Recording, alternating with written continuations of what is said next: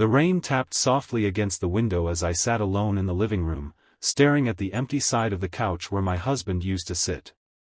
For 10 years, that seat belonged to Daniel. 10 years of laughter, fights, making up, birthdays, and family dinners. 10 years of building a life together, raising our little boy, dreaming about the future. But now, that spot was vacant, and my life felt like a cruel joke. I never thought I would be the kind of woman left behind. I was loyal, I was supportive, I was there for every late night when he came home tired, for every stressful project at his job, for every family gathering he didn't want to attend. I thought marriage meant forever. But apparently, for Daniel, it meant until someone better comes along. It started with small changes. He began coming home later than usual. When I asked, he would smile tiredly and say, "Just work, babe. You know how it is." I believed him, because why wouldn't I? I trusted him with my whole heart. But soon, there were new colognes on his shirts, ones I hadn't bought. His phone was always face down on the table, locked with a password I didn't know. At night, he turned away from me in bed, pretending to be too tired. I tried to push the doubts away. I told myself it was stress, that work was overwhelming him, that maybe I wasn't doing enough to make him feel loved. So I cooked his favorite meals, surprised him with small notes tucked in his briefcase, even dressed up the way he used to like. But nothing worked. The distance grew, and so did the silence between us. One night, as I was folding laundry, I found something that shattered me completely. It was a receipt in his pants pocket, a dinner for two at a fancy restaurant we had never been to. The bill was for champagne, oysters, and dessert. My stomach sank. He hadn't taken me out in months. My hands trembled as I held the paper, and for the first time, I felt the undeniable truth pressing down on me. When he came home that night, I confronted him. My voice shook as I held out the receipt and asked, "Who was she?" His eyes froze, and for a split second, he looked guilty. Then, just like that, his expression hardened, and he said coldly, "Don't start this, Emily. You're imagining things." But I wasn't imagining. I could see the lies written across his face, the way he couldn't meet my eyes, the way his hand clenched into a fist at his side. My heart pounded so hard I thought it might break out of my chest. Tears stung my eyes, but I stood tall and whispered, "Just tell me the truth." And he did. With no shame, no hesitation, Daniel looked at me and said, "I don't love you anymore. I'm with someone else now. Her name is Jessica. She makes me feel alive again, something I haven't felt in years." My knees nearly buckled under me. After everything, after our vows, our son, our life together, he could say it so easily, as if I were nothing but a burden he was finally free of. I wanted to scream, to throw something, to make him hurt the way I was hurting. But instead, I just stood there, broken, while he packed a bag. He didn't even try to hide it. He tossed clothes into a suitcase, muttering to himself, and when our little boy, Ethan, came out of his room rubbing his sleepy eyes, Daniel crouched down and said, "Daddy's going to be staying somewhere else for a while." Ethan's tiny voice trembled as he asked, "Why, Daddy? Did I do something wrong?" My heart split open. Daniel hugged him quickly, avoiding my eyes, and said, "No, buddy. It's not you. Daddy just needs a change." Then he stood, grabbed his suitcase, and walked out the door without looking back. That night, I held Ethan close as he cried himself to sleep. I couldn't cry in front of him, not when he needed me to be strong. But when he finally drifted off, I sat in the dark living room and let the tears flow. Silent, endless tears that soaked my shirt and burned my skin. Days turned into weeks, and Daniel didn't return. He moved in with her, the mistress, Jessica. Word spread quickly, as it always does in small circles. Friends whispered behind my back, some offering pitying looks, others pretending not to know. I saw pictures on social media, Daniel and Jessica at fancy restaurants, on weekend trips, smiling as if they were the perfect couple. It was like watching someone tear the pages out of the book of my life and replace them with lies. The man who once promised to love me forever was now parading his happiness with another woman for the world to see. But what hurt the most wasn't losing him, it was seeing Ethan struggle. He would ask, "When is Daddy coming home?" or "Why doesn't Daddy eat dinner with us anymore?" And each time, I swallowed my pain, smiled through the tears, and said, "Daddy's busy right now, sweetheart. But Mommy's here." I started working extra hours at the bookstore to make ends meet. Money was tight without Daniel's support, but I refused to beg him. Pride was all I had left, and I wasn't going to give it up. Each night, I came home exhausted, cooked dinner, helped Ethan with homework, and tucked him into bed. And when the house was finally quiet, I sat alone with my thoughts, wondering how everything had fallen apart so quickly. And yet, in the middle of all that heartbreak, a small fire began to burn inside me. I didn't know what the future held, but I knew one thing: I wasn't going to let Daniel's betrayal destroy me. He had made his choice. Now, I would make mine. Little did I know, karma was already on its way. The first few months after Daniel left were the hardest of my life. I was trying to keep myself together for Ethan, pretending to be strong when inside I was falling apart. But while I was stitching myself back together piece by piece, Daniel and Jessica were out there flaunting their so-called happiness. Their photos were everywhere: dinners at rooftop restaurants, weekend getaways to the coast, shopping sprees where Jessica showed off diamond earrings. Friends of friends would whisper, "They look so perfect together," and every word felt like a dagger in my chest. But I forced myself to smile and nod, because I wasn't about to let them see me bleed. Daniel had moved into Jessica's sleek apartment downtown. From the outside, it seemed like a dream: high-rise views, wine glasses clinking every night, passion like they were teenagers again. But people like Daniel and Jessica, they live for the spotlight, not the reality. And reality has a way of catching up. At first, everything seemed magical. Jessica was younger, glamorous, always dressed like she'd stepped out of a magazine. Daniel showered her with gifts, expensive handbags, spa days, trips to Barcelona. But there was one small problem. Daniel couldn't actually afford the life he was trying to give her. For years, I had been the one quietly balancing our finances. I paid bills on time, kept us out of debt, and reminded him not to overspend. Without me, Daniel was reckless.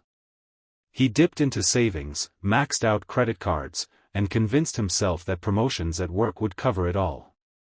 He was living a fantasy with Jessica, blind to the storm that was building. Meanwhile, I was working double shifts at the bookstore. Some nights, I barely had enough energy to eat dinner, but Ethan's smile kept me going. Every time he brought home a drawing from school with "Mommy" written in colorful letters, I remembered what really mattered. We might not have luxury vacations, but we had love. The cracks in Daniel's new life started to show slowly. Jessica wasn't the sweet, perfect woman she pretended to be. She liked attention, and she liked spending money, his money. When Daniel came home tired from work, she rolled her eyes. "Why don't you take me out anymore? Why are you so boring?" The same complaints he once accused me of, he now heard from her. But this time, there was no wife cooking dinner, folding laundry, or helping with the child. Jessica wasn't there to support him, she was there to be entertained. And when the entertainment stopped, so did her affection. One night, while I was helping Ethan with his homework, my phone buzzed. It was Daniel. For the first time in months, he was calling me. My stomach knotted, but I answered. "Emily," he sighed, sounding exhausted, "could you bring Ethan to see me this weekend? Jessica wants to meet him." I nearly dropped the phone. My son, my innocent little boy, was going to be paraded in front of the woman who helped destroy our marriage? My voice shook with anger as I said, "No, Daniel. He doesn't need to meet her. He needs a father who actually cares. Daniel huffed, frustrated, but deep down I think he knew I was right. After that, he stopped asking. But rumors kept trickling back to me. Jessica had been spotted flirting with another man at a club while Daniel was out of town. People whispered about fights in public, her yelling, him storming out. Slowly, the glossy picture they painted online began to crack. Then came the financial trouble. Daniel's company downsized, and he lost a major client. His bonus was cut in half, just as Jessica demanded an even bigger vacation. Bills piled up, creditors called, and suddenly, the life he thought he'd built with her started collapsing. One evening, Ethan and I were at the park when I saw Daniel from across the field. He looked thinner, worn out, with deep circles under his eyes. Jessica wasn't with him. He waved weakly, but I turned my attention back to Ethan. I wasn't going to give him the satisfaction of sympathy. He made his choice. Later that week, a mutual friend called me. "You'll never believe this, Emily," she whispered. "Jessica dumped Daniel. Left him for some wealthy businessman." She packed her bags and just walked out. I felt a strange mix of emotions. Part of me wanted to laugh at the irony. Part of me felt pity, because I had once loved the man who was now alone and broken. But mostly, I felt relief. Karma had finally knocked on his door, and he was forced to open it. Daniel tried reaching out again, leaving messages like, "I miss Ethan. I miss you too. Maybe we can talk." But by then, my heart had hardened. I wasn't the same woman who cried on the couch the night he left. I had built a life without him, and for the first time, I felt strong. Because sometimes, the best revenge isn't yelling or begging or plotting. The best revenge is surviving. Thriving. Showing the world that no matter how hard they tried to break you, you're still standing. And I was. Little did Daniel know, my real revenge hadn't even begun. The day I realized I no longer needed Daniel was the day I truly became free.